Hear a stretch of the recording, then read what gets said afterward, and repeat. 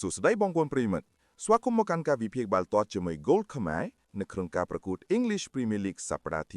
28យប់ថ្ងៃទី1ខែមីនាឆ្នាំ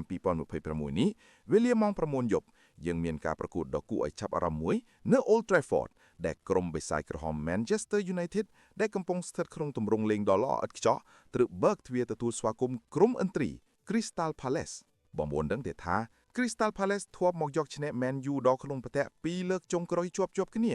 ហើយបើយប់នេះពួកគេឈ្នះទៀតពួកគេនឹងក្លាយជាក្លឹបពីទីក្រុងឡុងដំបូងគេក្នុងប្រវត្តិសាស្ត្រដែលឈ្នះនៅ Old Trafford 3ដងជាប់គ្នាតើលោក Michael Carrick នឹងបណ្ដោយឲ្យរឿងនេះកើតឡើងទេតោះទៅតាមដានការវិភាគលម្អិតជាមួយ admin ទាំងអស់គ្នាយើងចាប់ផ្ដើមពីម្ចាស់ផ្ទះ Manchester United ជាមុនសិនក្រោមការដឹកនាំរបស់លោក Michael Carrick បិសាចក្រហមកំពុងប្រែក្លាយទៅជាក្រុមដែលគួរឲ្យខ្លាចបំផុតគិតត្រឹមប្រមូលប្រកួតចុងក្រោយក្នុងលីកពួកគេប្រមូលបាន16ពិន្ទុពី18ពិន្ទុពេញនិងជាក្រុមតែមួយគត់ដែលមិនទាន់ស្គាល់ពាក្យថាចាញ់សោះតាំងពី Boxing Day មកបច្ចុប្បន្នពួកគេកំពុងក្តោបក្តាប់កៅអី Top 4 យ៉ាងរឹងមាំនាំមុខ Chelsea និង Liverpool 3ពិន្ទុកម្លាំងប្រយុទ្ធក្នុងផ្ទះរបស់ពួកគេពេលនេះគឺកាចសាហាវណាស់ដោយទើបតែឈ្នះ3ប្រកួតជាប់គ្នាក្នុងផ្ទះដោយសុទ្ធបញ្ចូលទីច្រើនគ្រាប់ទល់នឹង Spurs, Man City និង Fulham ចំណុចលេចលោបំផុតគឺខ្សែប្រយុទ្ធ Benjamin Sesko ដែលកំពុងឡើងជើងខ្លាំងសុទ្ធបាន7គ្រាប់ក្នុងលីកដោយ5គ្រាប់កើតឡើងតាំងពី Ruben Amorim ចាស់ចេញ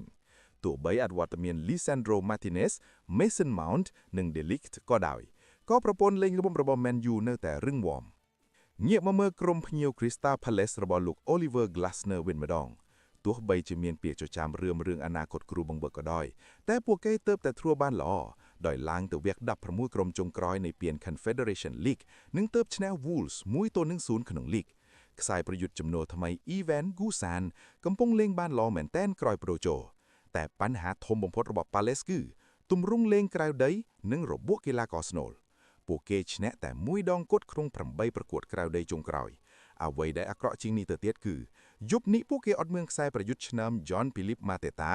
Eddie Nketiah រួមទាំងខ្សែបម្រើ Jefferson Lerma និង Cheick Doucouré ដោយសាររបួសទាំងអស់ការមកលេង Old Trafford ទាំងពីការជឿងបែបនេះគឺជារឿងដ៏គ្រោះថ្នាក់បំផុត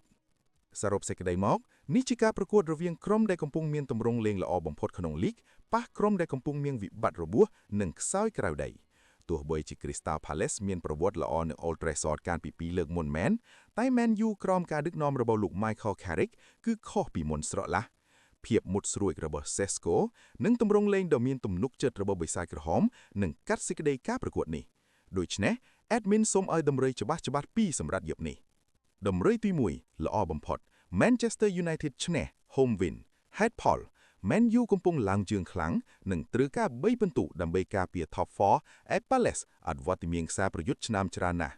តម្រុយទី2គ្រាប់បាល់ over 2.5គ្រាប់ច្រើន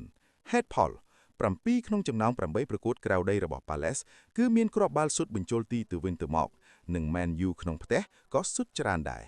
លទ្ធផលព្យាករណ៍ Manchester United 2-1តើបិសាចក្រហមនឹងសងសឹកបានសម្រេចឬ Palace នឹងបំបែកកំណត់ត្រាឈ្នះ3ដងជាប់គ្នានៅ Old Trafford Comment ប្រាប់ admin នៅខាងក្រោមវីដេអូនេះទាំងអស់គ្នា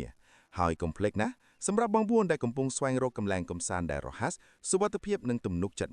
100% សូមចុះឈ្មោះជាមួយ Gold ខ្មែរឥឡូវនេះ